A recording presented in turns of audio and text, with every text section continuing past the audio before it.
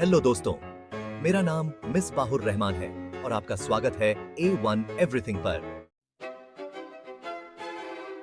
India दुनिया का सबसे बड़ा लोकतंत्र, प्रतिनिधित्व और नागरिक भागीदारी के सिद्धांतों पर चलता है। इस वाइब्रेंट डेमोक्रेसी के दिल में है इंडियन पार्लियामेंट, जो हमारी सामूहिक इच्छा और आकांक्षाओं का प्रतीक है।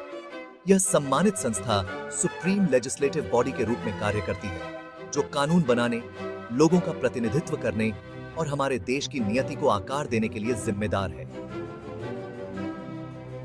इंडियन पार्लियामेंट लोकतांत्रिक मूल्यों के प्रति हमारी प्रतिबद्धता का प्रमाण है। यह बहस, विचार विमर्श और सर्वसम्मति बनाने की भावना का प्रतीक है। इसके पवित्र हॉल में हमारे विविध राष्ट्र के कोने कोने से चुने हुए प्रतिनिधि जोशीले विचार विमर्श में शामिल होते हैं और लाखों लोगों के जीवन को प्रभावित करने वाले फैसले लेते हैं। इंडियन पार्लियामेंट का सफर आजादी के लिए भारत के संघर्ष के साथ जुड़ा हुआ है। स्वतंत्रता से पहले की विधान परिषदों से लेकर हमारे संविधान को बनाने वाली संविधान सभा तक हमारी संसदीय व्यवस्था की जड़ें बहुत गहरी हैं। आधुनिक भारत को आकार देने में इसके महत्व को समझने के लिए इंडियन पार्लियामेंट के इतिहास को समझना जरूरी है। यह निबंध इंडियन पार्लियामेंट की पेचीदगियों के बारे में बताता है, इसकी संरचना, कार्यों और भारतीय लोकतांत्रिक ढांचे में इसके महत्व की पड़ताल करता है। मेरे साथ इस ज्ञानवर्धक यात्रा पर चलें, जो हमें भारतीय लोकतंत्र के दिल तक ले जाएगी। 1947 में भारत की आजादी की शुरुआत ने इंडियन पार्लियामेंट के विकास में एक महत्वपूर्ण मोड़ दिया। यह एक ऐसा समय था जब देश ने अपनी स्वतंत्रता का जश्न मनाया और एक नए युग की शुरुआत की। संविधान का मसौदा तैयार करने वाली संविधान सभा बिना किसी रुकावट के प्रोविजनल पार्लियामेंट में बदल गई। इसने एक मजबूत और स्वतंत्र भारत की नींव रखी। इसने भारत की विधायी यात्रा के एक नए युग की शुरुआत की। पार्लियामेंट ने देश के विकास और प्रगति में महत्वपूर्ण भूमिका निभाई। 1952 में पहले आम चुनावों में पहली बार चुनी हुई पार्लियामेंट का गठन हुआ। यह एक महत्वपूर्ण मील का पत्थर था, जिसने लोकतंत्र की जड़ों को और गहरा किया।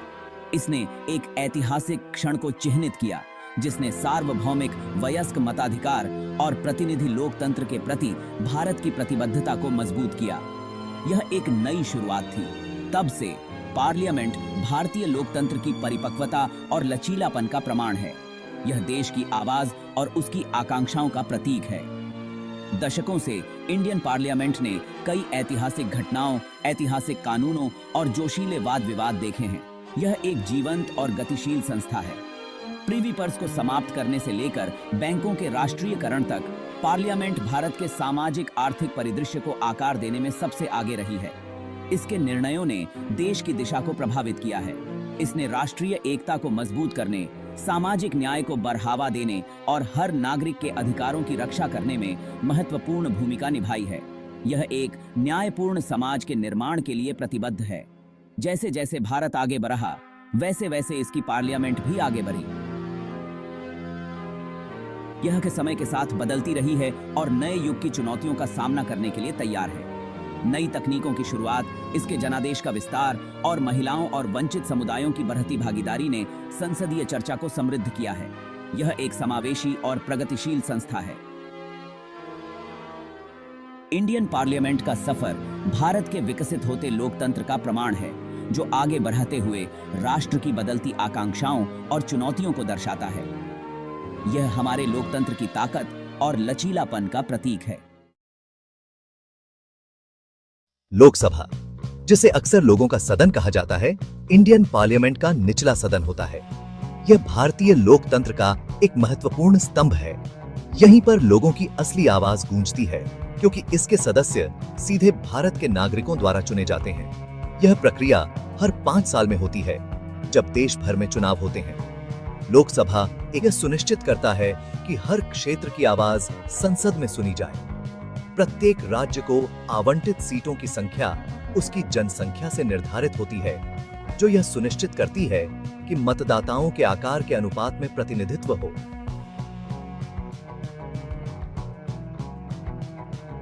यह एक संतुलित और न्याय संगत प्रणाली है, जो यह सुनिश्चित करती है कि मतदाताओं के आकार के अनुपात में प्रतिनिधित्व हो। यह प्रणाली भारतीय लोकतंत्र की विविधता और समावेशिता को दर्शाती है। यह विविध सभा संस्कृतियों, भाषाओं और आकांक्षाओं की समृद्ध टेपेस्ट्री को दर्शाती है, जो भारतीय आबादी का निर्माण करती है। यह विविधता ही हमारी ताकत है, जो भारतीय आबादी का निर्माण करती है। यह विभिन्न संस्कृतियों और परंपराओं का संगम है। लोकसभा के सदस्यों, जिन्हें संसद सदस्य या सांसद कहा जाता है, का चुनाव 5 साल की अवधि के लिए किया जाता है। यह भी उन्हें अपने निर्वाचन क्षेत्र की समस्याओं और मुद्दों को संसद में उठाने का समय देती है। का चुनाव 5 साल की अवधि के लिए किया जाता है। यह चुनाव प्रक्रिया लोकतंत्र की नींव है। चुनाव गुप्त मतदान प्रणाली के माध्यम से कराए जाते हैं, जो चुनावी प्रक्रिया की गोपनीयता और पवित्रता सुनिश्चित करते हैं। यह प्रणाली मतदाताओं को स्वतंत्र और निष्पक्ष रूप से वोट देने की अनुमति देती है। जो चुनावी प्रक्रिया की गोपनीयता और पवित्रता सुनिश्चित करते हैं। यह प्रणाली लोकतंत्र की सच्ची भावना को बनाए रखती है।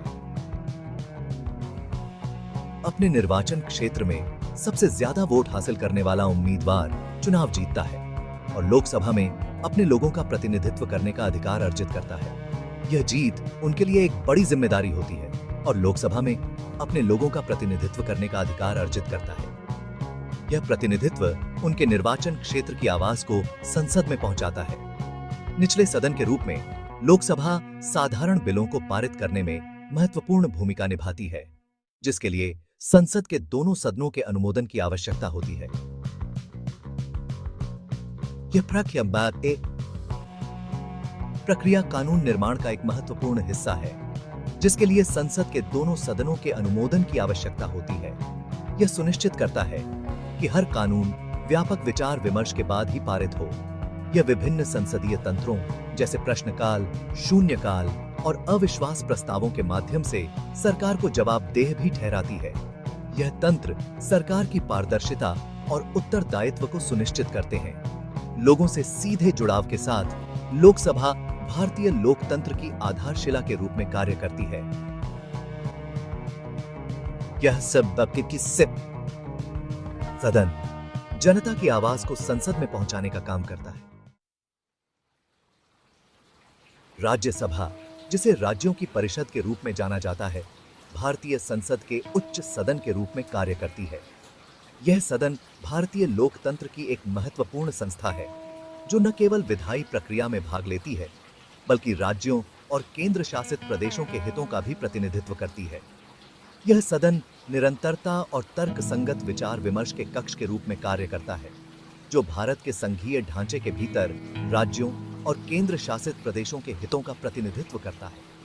राज्यसभा का मुख्य उद्देश्य यह सुनिश्चित करना है कि राष्ट्रीय स्तर पर राज्यों के हितों का पर्याप्त रूप से प्रतिनिधित्व और रक्षा की जाए। यह सदन विभिन्न मुद्दों पर गहन चर्चा और बहस के माध्यम से नीतियों और कानूनों की समीक्षा करता है। लोकसभा के विपरीत, जिसके सदस्य सीधे जनता द्वारा चुने जाते हैं, राज्यसभा के सदस्य राज्य विधानसभाओं के निर्वाचित प्रतिनिधियों द्वारा चुने जाते हैं। यह प्रक्रिया राज्यसभा को एक विशिष्ट और महत्वपूर्ण भूमिका प्रदान करती है। राज्यसभा में राज्य विधानसभाओं के निर्वाचित प्रतिनिधियों द्वारा चुने गए सदस्य होते हैं, जो यह सुनिश्चित करते हैं कि राज्यों के हितों का राष्ट्रीय स्तर पर प्रतिनिधित्व हो। यह अनूठी संरचना यह सुनिश्चित करती है कि राष्ट्रीय स्तर पर राज्यों के हितों का पर्याप्त रूप से प्रतिनिधित्व और रक्षा की जाए। यह सदन राज्यों और केंद्र सरकार के बीच एक महत्वपूर्ण कड़ी के रूप में कार्य करता है। इसलिए राज्यसभा केंद्र सरकार और राज्यों के बीच शक्ति संतुलन बनाए रखने में महत्वपूर्ण भूमिका निभाती है। यह सदन नीतियों और कानूनों की समीक्षा और संशोधन के माध्यम से संतुलन बनाए रखता है। राज्यसभा में अधिकतम 250 सदस्य होते हैं, जिसमें 12 सदस्य भारत के राष्ट्रपति द्वारा कला, साहित्य, विज्ञान और समाज सेवा जैसे विभिन्न क्षेत्रों में प्रतिष्ठा हासिल करने वाले व्यक्तियों में से नामित किए जाते हैं। राष्ट्रपति द्वारा नामित ये सदस्य राज्यसभा में विशेषज्ञता और अनुभव का योगदान करते हैं, जो विधायी प्रक्रिया को समृद्ध बनाता है। शेष 238 सदस्यों का चुनाव राज्य विधानसभाओं के सदस्यों द्वारा आनुपातिक प्रतिनिधित्व प्रणाली के माध्यम से किया जाता है। यह प्रणाली यह सुनिश्चित करती है कि सभी राज्यों का उचित प्रतिनिधित्व हो। यह सुनिश्चित करता है कि बड़ी आबादी वाले राज्यों का राज्यसभा में ज्यादा दखल हो। साथ ही छोटे राज्यों के हितों की रक्षा भी हो। यह संतुलन राज्यसभा की संरचना को और भी महत्वपूर्ण बनाता है, जबकि धन विधेयकों को पारित करने में लोकसभा के पास ज्यादा शक्ति होती है। राज्यसभा साधारण विधेयकों की समीक्षा करने और उनमें संशोधन करने में महत्वपूर्ण भूमिका निभाती है। राज्यसभा को साधारण विधेयकों की समीक्षा और संशोधन करने की शक्ति प्राप्त है, जो इसे विधायी प्रक्रिया में एक महत्वपूर्ण खिलाड़ी बनाता है। इसे राष्ट्रीय महत्व के विषयों पर विधेयक लाने की शक्ति भी प्राप्त है। यह सदन राष्ट्रीय मुद्दों पर गहन चर्चा और बहस के माध्यम से नीतियों और कानूनों की समीक्षा करता है। राज्यसभा विशेषज्ञता और अनुभव पर जोर देने के साथ एक संशोधन कक्ष के रूप में कार्य करती है। यह सदन नीतियों और कानूनों की गहन समीक्षा करता है। यह कानून की जांच करती है और इसकी पूर्णता और प्रभावकारिता सुनिश्चित करती है। राज्यसभा का यह कार्य इसे भारतीय लोकतंत्र में एक महत्वपूर्ण संस्था बनाता है। राज्यसभा का यह कार्य इसे भारतीय लोकतंत्र में एक महत्वपूर्ण संस्था बनाता है, जो न केवल विधायी प्रक्रिया में भाग लेती है, बल्कि राज्यों और केंद्र शासित प्रदेशों के हितों का भी प्रतिनिधित्व करती है।